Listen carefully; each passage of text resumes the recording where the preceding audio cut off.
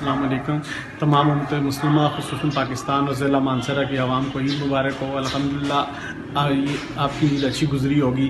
और आज फिर आपके सामने आने का मकसद ये है कि ताजिर बरादरी बहुत परेशान है, क्योंकि आज डिस्ट्रिक्ट मानसरा के अंदर फिर इंतज़ामिया ने बाज़ार बंद करवा दिया था। तो फिर मेरी बड़ी डिस्कशन हुई इंतज़ामिया से, तो जिसके बाद उन्होंने यही फैसला किया कि आप ऐसा करें कि जैसे पहले ही नोटिफिकेशन हुआ है, क्योंकि अभी तो छुट्टियां थी, नया नोटिफिकेशन तो कोई नहीं आया, तो पुराने नोटिफिकेशन के मुताबिक पीर मंगल बुध जुमरात 4 दिन बाज़ार खुला रहेगा और जुम्मा हफ्ता इतवार बाज़ार बंद रहेगा। और उसी तरह जिस तरह पिछले 2 हफ्ते हमने कारोबार किया है, इसी तरह दोबारा कारोबार रहेगा।